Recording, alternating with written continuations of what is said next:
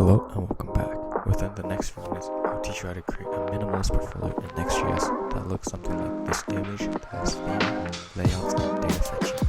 Now before I get to the video, I just want to explain why I chose Next.js over React, which is simply because Next.js have proven to be more faster in development and production. Paired with its strong data fetching, routing, and setup abilities, there's no reason for me to continue using React. But this is up to your personal preference, so please do not hate me in the comment. Let's get into this. So we're first gonna install Next.js to our project. So we're gonna run npx create-next-app at latest, and then put period. But if you're creating it from the terminal onto your desktop, you might have to add a name. Since I already have my VS Code open with my own folder, I'm just gonna put period, as I'm gonna install everything into this one folder. Ask if you want to proceed. Why? Contains conflicts. Okay, this is just one short error. We'll just delete this and we'll retry again. So now it will prompt you to ask if you want to use TypeScript. I'll press enter. I would not prefer ESLint. Tailwind CSS is must, as we will be using that. And would you like to use? Yes, we would like to use source directory. App router is obviously recommended unless you want to go for the previous Next.js. I would not recommend that. No, we do not want to change that.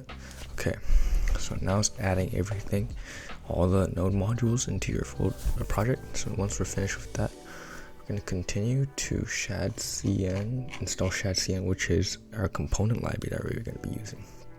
So we're going to run this command, which I will leave a link to their documentation in the description, but first we're going to run this command, which is npx shadcn-ui at latest init. This will init the component library, which I have not talked about before, but I will make a video on this in the future.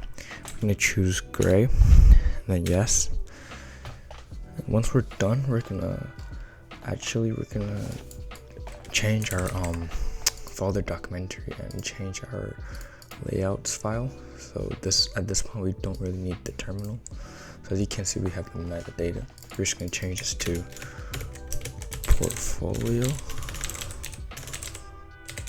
demo, and then remove description, and then we're going to have export const font sans, and then we're going to have enter well, this is optional, but I will change the font to Lexand, since that is what I've used for the application I've made myself. And then we're going to be changing the class name to this. So this might take a while to follow along, but basically what we're going to do is we're going to basically remove the body class name and replace it with class name curly braces cn. This is your shadcn class values. And then you have min h screen, your basic bg background sans, and then anti-alias. Anti-alias is optional, but you could include or not. And then over here we're gonna include font sans variable. Okay, so once this is done, we're going to go back into our config, tailwind config.typescript, and then we're going to go to the extend part, following documentation, which I will provide in the description below. You will have to paste this one, font family, inside extend. If you're new to Tailwind CSS, this might take some practice, but you want to be careful. You want to go inside the object config, and you want to go inside the extend part. Remember, there's only one and only extend in the object. And then you're going to paste this in. Once that is in, you're going to use font family dot sans, and then we're going to paste this other link in, which will import it, so we don't have this error anymore.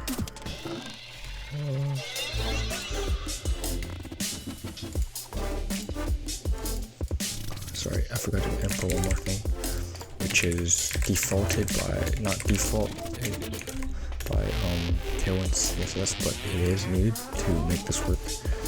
Now we've got Tailwind config and everything, our project set up. We're gonna start adding all the components to our library.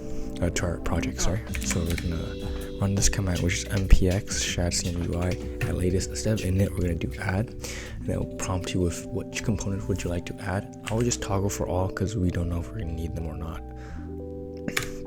Once that's done, you're gonna press enter to submit, and then we're gonna wait for them to all install. Okay, once you are done, we are gonna set up a folder structure. So I'm just gonna zoom out a little bit. I hope you guys can see clear. Okay, sorry. So now that you're done, we're gonna run npm run dev to start the development server to check if our application works. And then I'm just gonna go to my browser here, which is my Arc browser, and we're gonna click on localhost. And then so this should bring you to here. Okay, great. So this is, so we have our basic function or our application up and running, and then now we're just gonna be adding more to this. So we're gonna shrink this console, this terminal down, and this page function will be our main priority right now. But for now, I do want to go to layout and add a couple more stuff. So for shadcn, we're actually gonna make a little bit difference, which will help define the layout.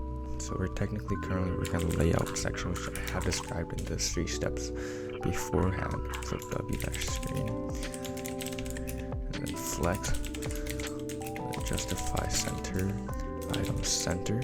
So this will give everything at the center. So basically what you see here, if you're new to Tailwind and CSS, or if you're new to development, front-end development overall, basically what justify center and item center do is basically they get they get the whole width that you've defined with the CSS class, and they pinpoint the center.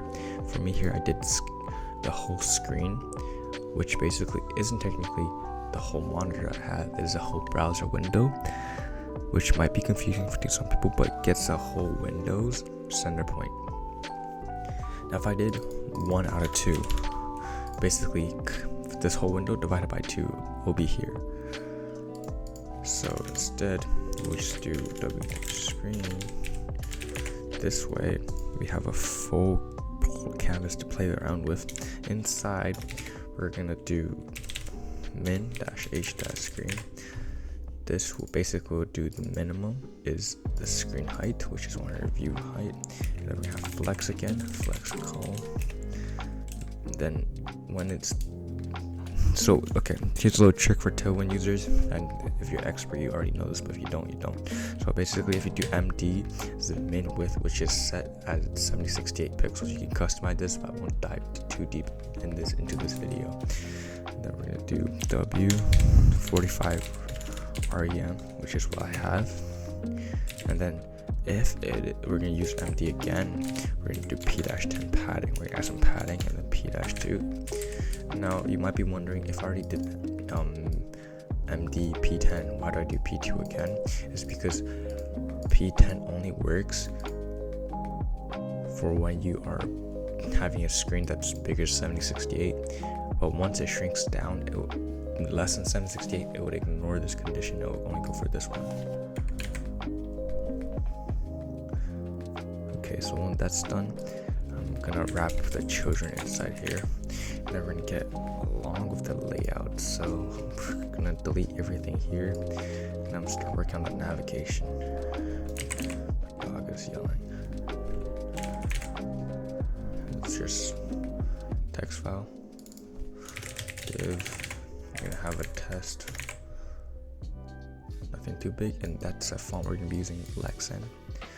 And then so we're gonna go create the layout, the navigation, the footer.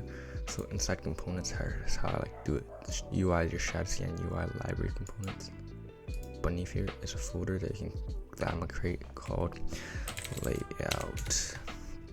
And inside layout, I'll have TSX, which is our navigation bar. So then I'm gonna import React. And if you want to use snippets, just download it from the extensions, which I believe is this one, ES7. I don't have this downloaded, but actually sorry, it's this simple React snippets. So my type IMR is imports React, which is pretty useful. So yeah, so IMR export default function nav, then so we're gonna create a nav bar, which might look quite simple compared to other nav bars that people do, but for the sake of this portfolio that's minimalism, we're gonna do it pretty simple. So class name w-4 h-2rem. Why I do h-2rem is I don't want it to be too big. I don't want it taking up half the space. I want to take it up a little bit. And then border bottom 2, add a little bit of border, and then have a margin down, and then flex items center just a flex row, because in the nav bar I want the flex to go, I want the items to arrange horizontally, not go down vertically, so that it looks good. It looks like a realistic navigation bar. I'm gonna close this, and then we're gonna have a padding of 8 on the y-axis. Beneath here we're gonna have a class name text 3xl. So we're gonna have a title here. That's gonna be the logo or the name of your portfolio, which I suppose is gonna be your name. So block w1 out of 2. And why I set w1 out of 2 is because when this nav works, it's gonna be full of the page. Then you want to take up half so that you can leave the other half for links, which you will see later down the road what I mean. And then the href will be slash. Now I just say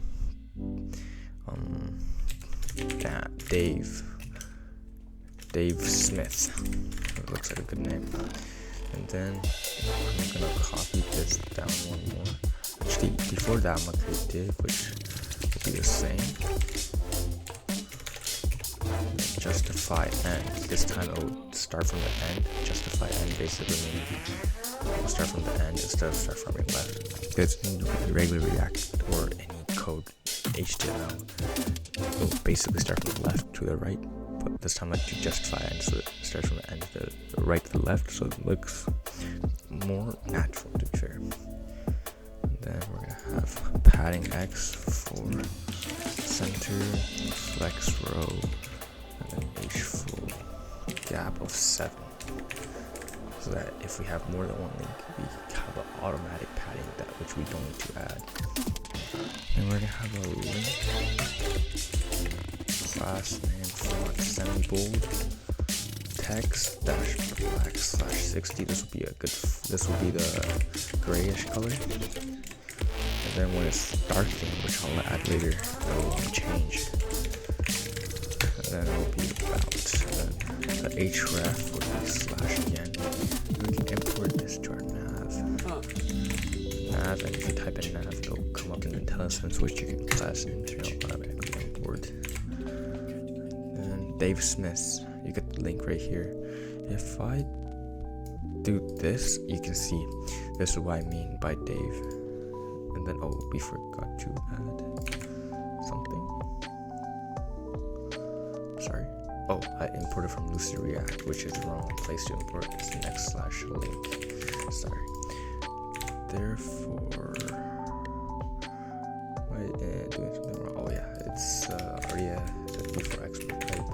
Sorry about that.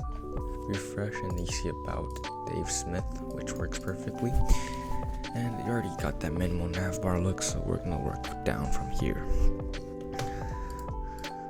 So right now we're gonna go to the page part because we are done with this part, which the nav bar. We're just gonna work from top to bottom. We're gonna work on the layout again of the home page. So div, and then this will have a class name of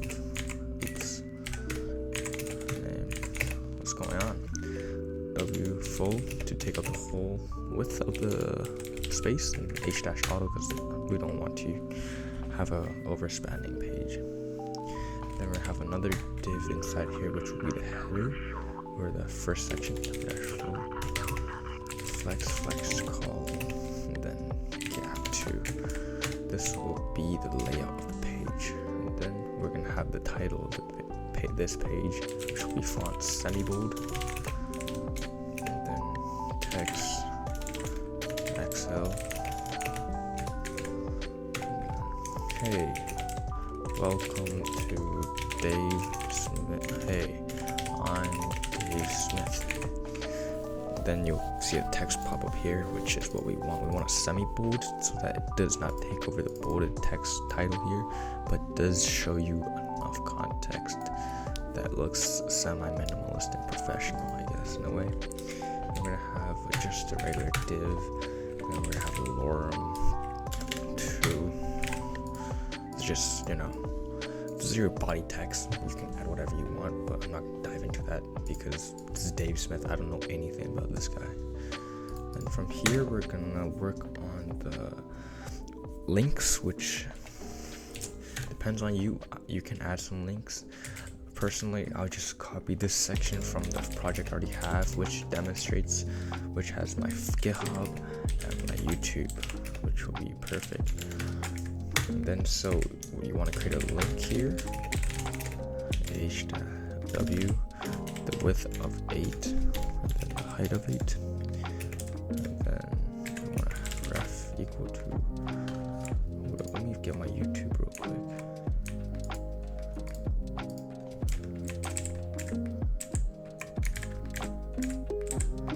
Here's my YouTube link, which is my YouTube channel link, and then keeps on importing from Lucid React. I do not want it from Lucid React.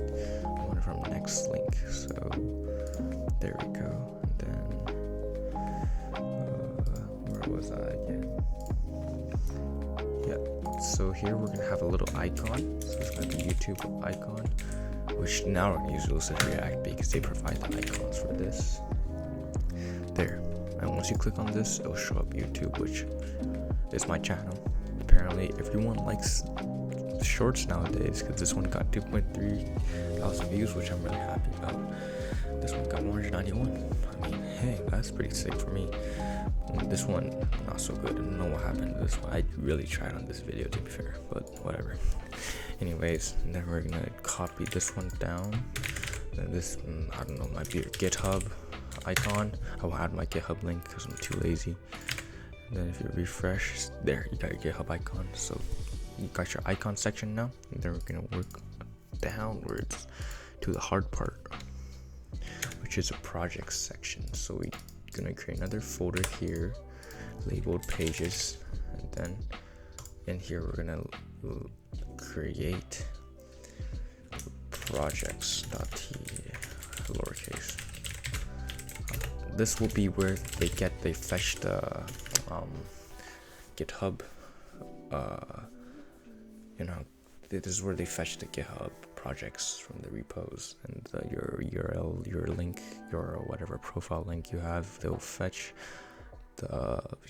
all your GitHub projects that you have, and they will return it in an API that we'll use, that will display all the projects with. So we're gonna start by doing this default function projects return, and then we're gonna need to create some functions, API functions. So inside here we're gonna go to the lib, which is your lib. Then we're gonna create a new folder called API, which we're gonna from here github.tsx. It's not like this. Oh, sorry, not tsx. This is gonna be a ts because this is a util function. This is how I like to name my stuff. It's my naming convention. You can change whatever you want, but I don't really care.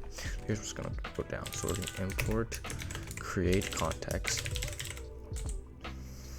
and use context from React. This is gonna allow us to create a context, and we're gonna use the context to store all the GitHub information in. User context equal to create context equal to create context, and then from here you're gonna do export const use GitHub user context equal to use context GitHub user context. You don't need to really ignore it. You can't really ignore the issues, just TypeScript issues would affect the code side anyways, but might affect it during production. That way you have to disable ESLint if you enabled it. So we're now export async function. Remember async because we're fetching we're dealing with something with API. And async fetch, which will basically take time to fetch data. So we cannot just run the code once. We need to wait for the code to complete, and then we can return the type. Then we're just gonna fetch user data. This will return the user data that we need. So response equal to await fetch.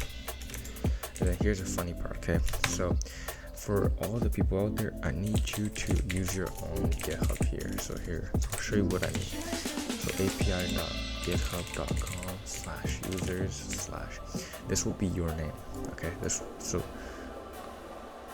here it needs to be your GitHub, because this is the API link that goes to GitHub directly. Users, we cannot use my name because it will lead to my information. For the sake of the video, I'll use my information.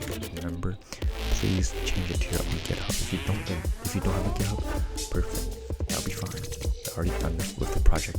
All you need to do is skip to the footer part, which I'll include below. But as of right now, for all the people that are trying to do the GitHub part, you have to include your own name or your own GitHub username. So for me, I'm gonna use mine, which is my name and then programs. And then we're gonna do await response.json.then. We get the data from the response, and then we're gonna return this data. And then out of here, we're gonna create another function, which will be export async function fetch GitHub user repos. And then here we're gonna do const response await fetch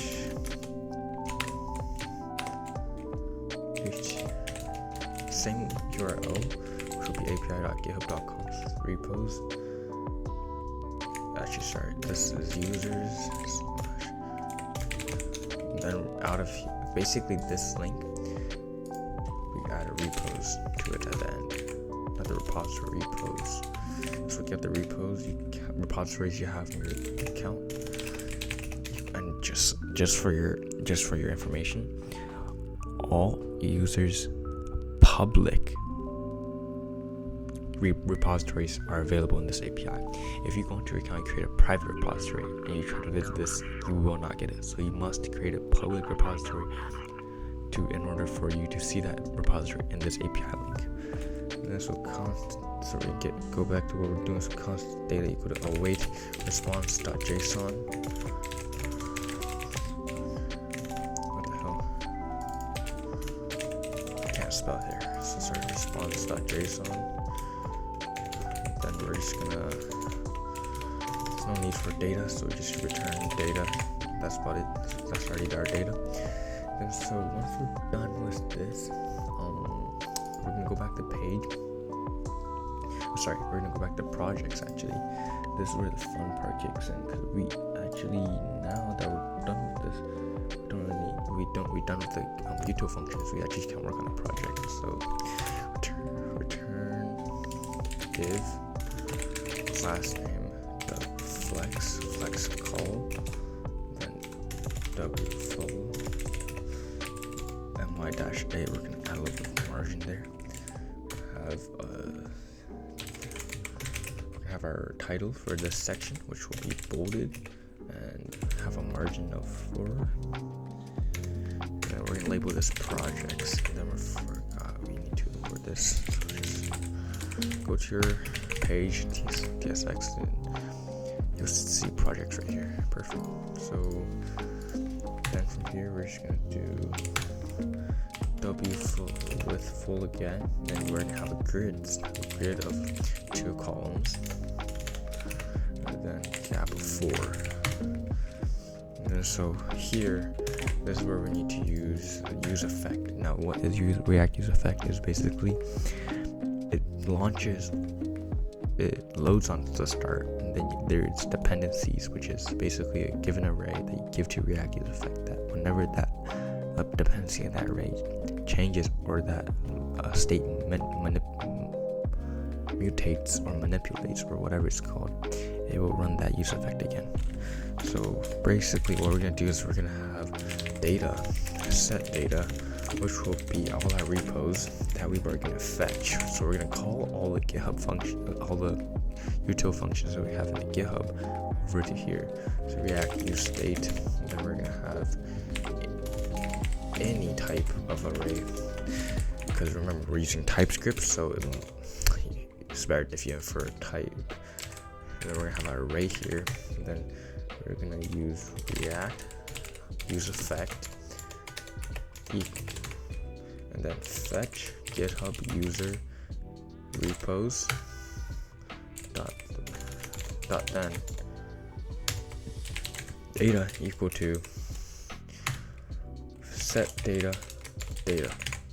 So basically what this does is, okay, forgot, that's one thing. It's that when you're trying to do this, or any function that requires you to create context or use of state in Next.js, this might be a little bit annoying, but you need to use client. Basically, this is clients. So basically what this does is basically makes your component a client-side component, not a server-side component. So basically that way we can have access to these use state React use effect. As I don't know why Next.js doesn't allow this, but I had to once when I was learning Next.js, I had to debug this simple bug for a whole day, which was quite annoying frantically. So yeah, let's continue on our project here. So once we're done with this, okay, this might be the hard part, because what we're gonna do is we're gonna do inline data. So data that you have collected dot map, we're gonna do inline map statement. So basically data equal to, and we're gonna return for each data we have, for each repo we have, we're gonna have card, which this is where shadcn kicks in. UI card, remember it imports from ./UI/card. Anything that doesn't have to be ./ it just has to be UI/card. UI/card, then class name, flex of column, and then we're gonna have justify between. Okay, and then between here we're gonna have a card header, which no class. Flex justify between again, and then we're gonna have a of the repo clone, so that'll be data.clone.url clone_url, and then card title. And if you are wondering how do I know this, is because if you just click on this URL, so here inside this GitHub URL, if I just take this whole URL and I go here and I paste this here, it will show all the data here. So if I search up clone URL, this is how I know this is clone, because if you take this again and then you go here, you'll see my repository. Now this is the application this is basically the application that you will be seeing. So basically everything you see here, ranging from everything this project has. So if you want to understand basically the projects, everything, you will find it. Everything that's programmed here, you will find here. The links, everything you'll find here. Of course I will release this to the public and host this maybe, but not as of right now. Let's get back to the code. Stop wasting too much time. Okay, and then so go back to projects. So then we're gonna have, why is it card title? Oh yeah, card title of this will be the title. text base because I don't want, because it's gonna be hover underline. Then we're gonna have data.name. So as of right now, if we refresh this, it should render a card.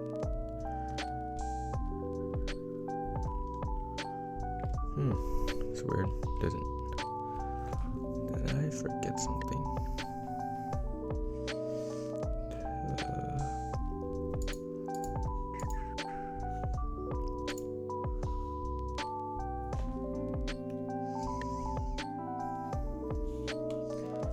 Let me see what's going on. It's awkward. Await fetch. Await. github.com/users/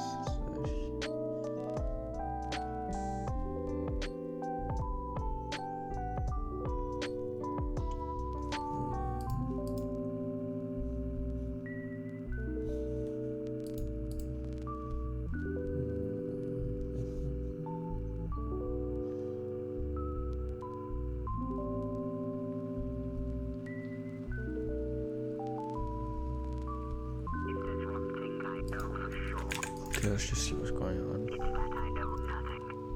Projects, which is not. Oh, okay. There we go. We got our. We got displayed. Just took a while. So here, finally got displayed. So we're just gonna keep on going now. That we have confirmed that this does work, which is beautiful. Okay, and then after this card title, we will have another link, which will basically be the same. So the reason is basically data.clone URL, and then just there here we'll have the external link, which will be a Lucid UI function, and then so class name h4 w4 text muted foreground. This will give it its gray look. So we refresh, we will have this little icon here. Okay, which to me it looks pretty good because when I click on it, it loads up GitHub. Just in case nobody knows if you can click on this, so let's find a way to click on this. It works pretty good. Okay, we're gonna work on the card description now. The card description.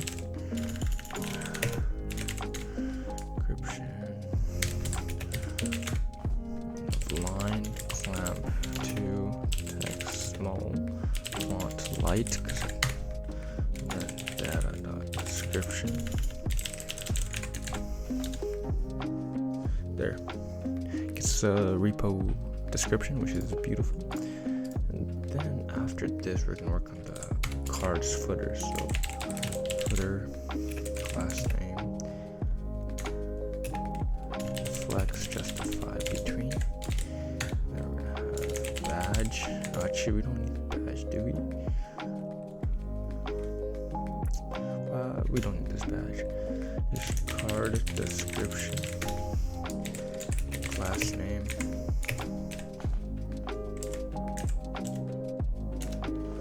flex items center gap 1. This will have star. Okay, star.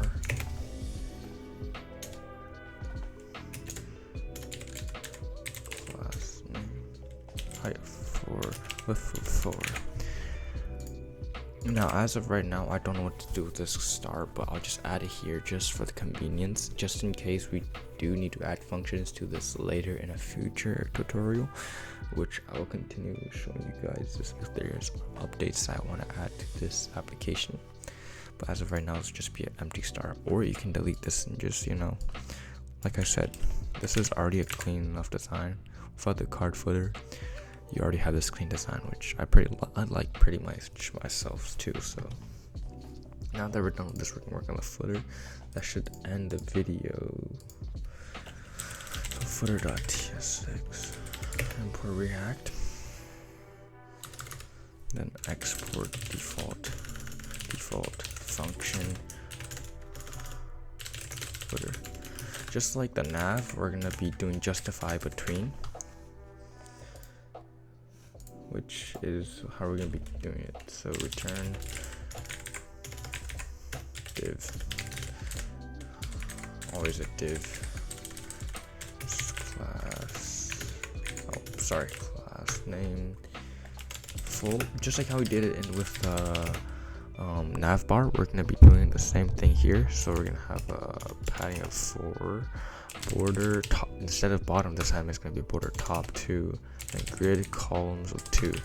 Slightly different from the nav bar, but it should be similar enough that you can distinguish the code, except for maybe one word or 2 words. So font bold, full span of 1, and then W 1 out of 2, because we want this to take up half the space, just like how we did with the nav bar. So we're just gonna do maybe Dave Smith Productions, and then you're gonna add new date. We're gonna get the year. Basically what this will do is, and make sure you put the footer in the children, just in case you want to add new pages to this application, which I will show in a future video, like maybe contact or something. You have to put this here, because if you click on another URL, it would not show. Because okay, look, if I have /.as and it doesn't show, right? It doesn't show. It shows as a nav bar, but if I put this in the page here, and then go back here, it shows here. Sorry, I'll just import this.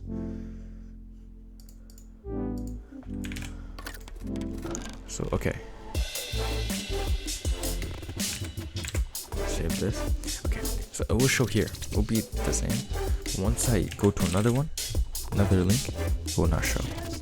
Like before, if I put this here inside, right here, it will show. Basically, the layout is basically the parent of the children. So this is why the children is wrapped inside this root layout function.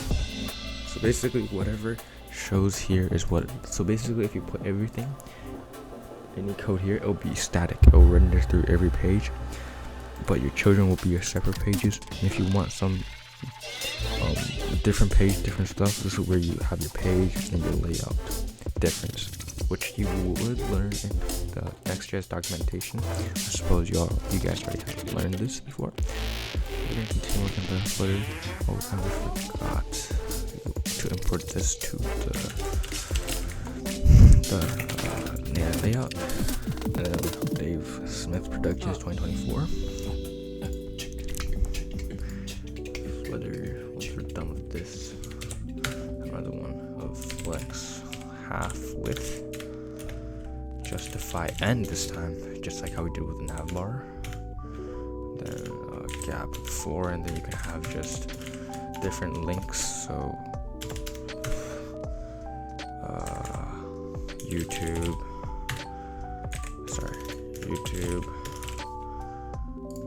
GitHub,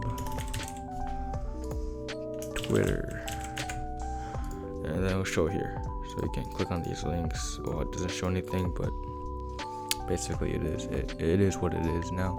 So we basically finished this application. There's one thing that we have to do, which is theming, dark and light themes. Okay, which should be simple enough. Okay, so what we're gonna do now is we're gonna install this one dependency, which is called Next Themes, which I will leave in the comment. I will leave in the description too. So npm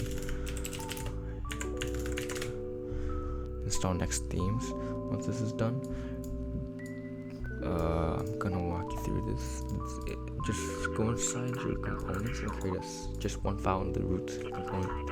I don't really care if it's in the root. It can be in pages, UI, or layout, but I like to do it this way. Then we're gonna call it theme provider. It doesn't have to be the exact naming convention. It can be different. But here's what's gonna go down. So we're gonna use client. Make it client side function. Import star. Actually, we can use sidebar. sorry, to that function, import theme provider as next theme provider, and then import type theme provider props, and then we're going to do export function theme provider children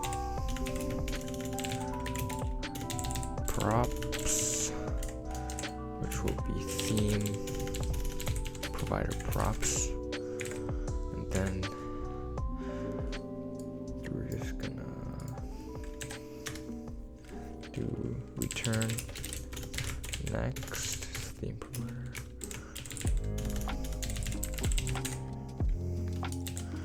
children. Oh, forgot one curly brace here. So basically what this does is allows us to control, or this parent div allows the controlling of basically, how should I say this, light, dark, any type of theme, which will be defined. You will define yourself if you want, but it will stick to black and white default. So here we're gonna go back to the root layout, and we're gonna wrap everything. So the poll right before the body, we're gonna put out theme provider, and make sure you import it from the theme provider we just created, not next themes. And we're just gonna do this, and then we're gonna drag the rest of the components all inside here. Oh, did I miss spell provider? That's okay. And then we're gonna do attribute of class. Default theme is system, and then enable system, and then disable on transitional change. Okay, and then here one more thing is mode change. So it's gonna be UI mode toggle this sec.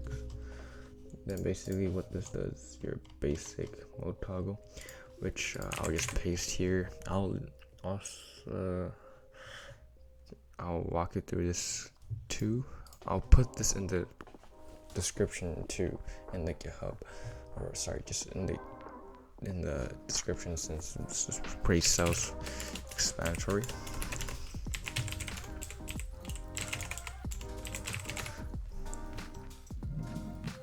So basically, I'll explain this to you. So basically, what this does is imports your React, your basic blah blah blah blah, for the drop-down menu. And we're just gonna put this inside the nav, just to show you better what's going on. So basically, what's going on is basically this is a drop-down menu. Basically, you click on it, dark, light, system. So it's basically a drop-down menu with buttons that describe the mode that you want.